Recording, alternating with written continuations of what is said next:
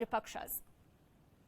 Well, I think for the Rajapaksas, of course, as for the rest of the country, the immediate future is going to be laced with lots of uncertainty, and what their future legal issues are going to be, because whoever the Rajapaksas who are going to remain in Sri Lanka are likely to face uh, heavy charges of what they have done in the past. Now, that's one. And the other thing is like what their political future is going to be.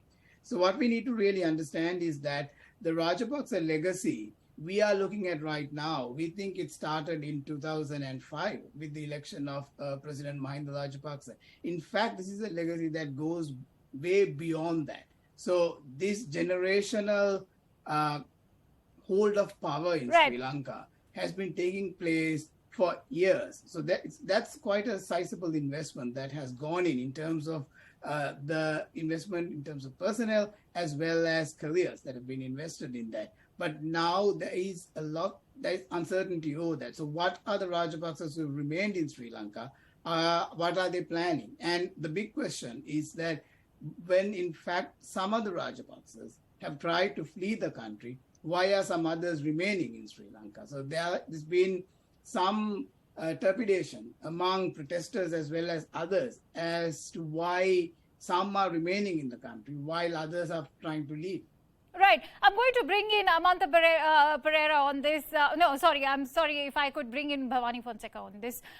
What does the Sri Lankan constitution say about the office of president falling vacant? Is it unconstitutional that we have Ranil Wickremesinghe as the acting president right now? Well, what has to be clear is there's a vacancy first, and there is no vacancy at the moment because the president has not resigned as yet. He has to give a letter of resignation to the speaker. When that happens, that vacancy will need to be followed as per the constitution. And there is a succession plan. The first in line is the Prime Minister, who will become the acting president. Right. If the Prime Minister also resigns, it will be the Speaker. So it's provided in the Constitution that there is a process, but that's only for a very short time period. Then the matter is before Parliament, and the Parliament will have to elect a member from within themselves to serve the remainder of the term of the presidency. So there is a clear path established, but all of this will only start when the president resigns. And but the president has so far not resigned, and that's why I'm going to bring in Amantha Perera on this. Amantha, the president has still not resigned if one were to look at the current situation as of now.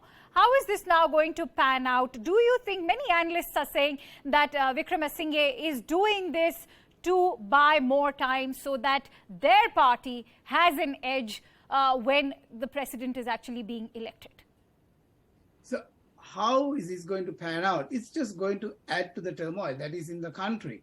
So if we go back to when all these protests started, there were clear demands by the protesters who were on the streets, and that was that President Gotabaya Rajapaksa resign, that Prime Minister Mahinda Rajapaksa resigns. That happened, and then Ranil Wickremesinghe was appointed Prime Minister. And then there was a situation that both President Gotabaya Rajapaksa and the Prime Minister Ranil Wickremesinghe both had to resign. But what we've seen is that when there's been some sort of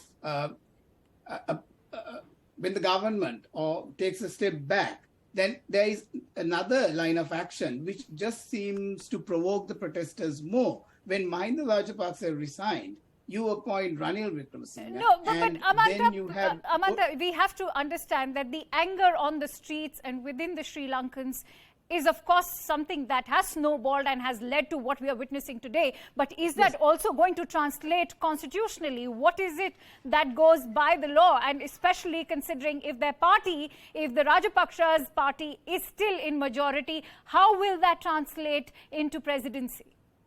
So say, given the constitution, the way the parliament is now constituted, that you will have a Rajapaksa or somebody who represents or somebody who's looked upon as close to the Rajapaksa being the president for the remainder of the term.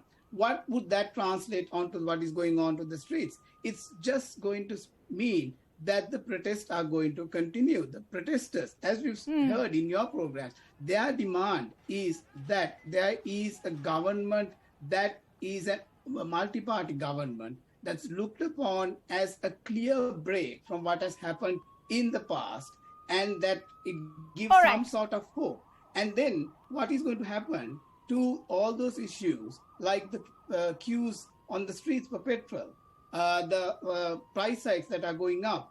When will they see a certain type of stabilization? So that's what we need to look at. Right. Like, if we are going to bring in a de-escalation to the situation that is happening on the streets, that needs to happen. And unfortunately, that has not happened. Right, and that's what we've been April. focusing on. The need for an interim leadership is imperative because as organic as these protests may sound, it is the lack of leadership which is not going to really solve the problems or the current crisis situation in Sri Lanka. Having said that,